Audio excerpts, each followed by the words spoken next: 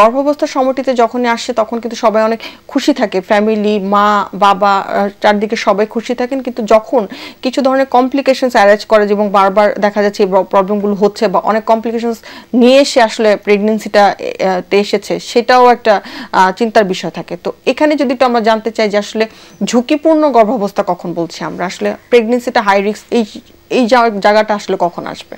আচ্ছা, এখন প্রথম কথা হচ্ছে যে প্রেগনেন্সি নিজেই যে কোনো সময় একটা ঝুঁকিপূর্ণ অবস্থায় চলে যেতে পারে। আমরা সাধারণত দুই ধরনের পেশেন্ট পেয়ে থাকি। এক ধরনের পেশেন্ট যারা আগে থেকে ঝুঁকিপূর্ণ অবস্থায় গর্ভধারণ করে আসেন, আর দ্বিতীয়ত একটা গ্রুপ আমরা পাই যারা হচ্ছে প্রেগনেন্সি যত অ্যাডভান্স হয় তত ধীরে ধীরে প্রেগনেন্সি ওরিয়েন্টেড কমপ্লিকেশনের দিকে চলে যায়। যেমন ধরেন, যদি কারো আগে থেকে উচ্চ রক্তচাপ থাকে, যেটাকে আমরা হাই ব্লাড প্রেশার বলি, ডায়াবেটিস থাকতে পারে, থাইরয়েডের সমস্যা থাকতে পারে, অথবা অটোইমিউন ডিজিজ থাকতে পারে যেমন এসিলি অথবা অ্যান্টিফসফোলিপিড সিনড্রোম, এই ধরনের সমস্যাগুলো নিয়ে অনেকে আসেন। আর আরেকটা গ্রুপ আসে যে আপনি প্রেগনেন্ট হয়ে গেছেন, দেখা যাচ্ছে প্রেগনেন্সি যত অ্যাডভান্স হচ্ছে 5-6 মাসের দিকে গিয়ে আস্তে আস্তে প্রেশার বেড়ে যাচ্ছে, ডায়াবেটিস চলে আসতেছে এবং আরও অ্যাসোসিয়েটেড কমপ্লিকেশন চলে আসে।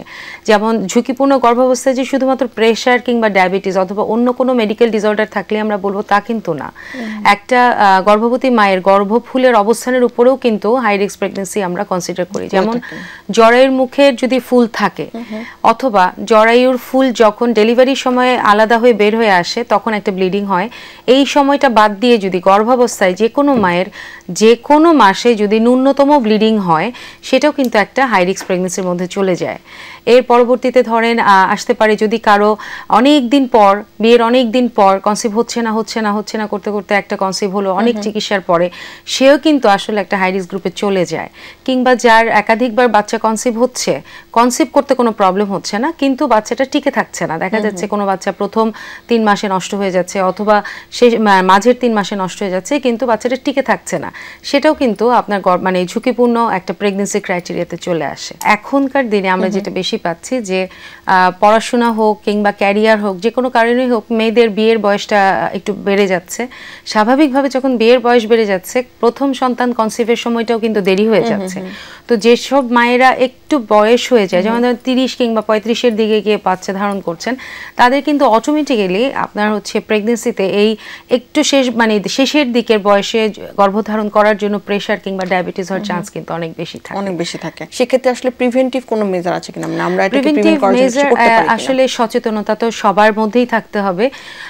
সামাজিক সচেতনতা ব্যাপারটা একরকম, আর ব্যক্তিগত পর্যায়ে সচেতনতা কিন্তু ভিন্ন জিনিস।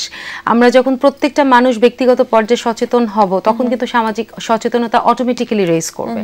এখন আমি আমার ক্যারিয়ারের জন্য যদি আমি একটু লেট এই যে বিয়ে করি, সেক্ষেত্রে আমার কিন্তু এটা নিজেরই দায়িত্ব থাকবে যে আমি বিয়ের পরপরই আমি কনসিভ করা ট্রাই করব, এবং সেক্ষেত্রে অবশ্যই প্রি কনসেপশনাল কাউন্সিলিং বলে আমাদের একটা ম্যাটার আছে, যে আমরা বিয়ের পরে আমরা কনসিভ করার আগে আমরা অবশ্যই একজন গাইনোকোলজিস্টের কনসালটেশনে যাব, তার পরামর্শ অনুযায়ী আমার এই মুহূর্তে কনসিভ করতে কোনো ধরনের মেডিকেল ডিসঅর্ডার অথবা কোনো বাধা আছে কিনা সেটা বিভিন্ন ধরনের টেস্ট করে আমাকে কনফার্ম হয়ে নিয়ে আমাকে টেস্ট প্রেগনেন্সিতে যেতে হবে।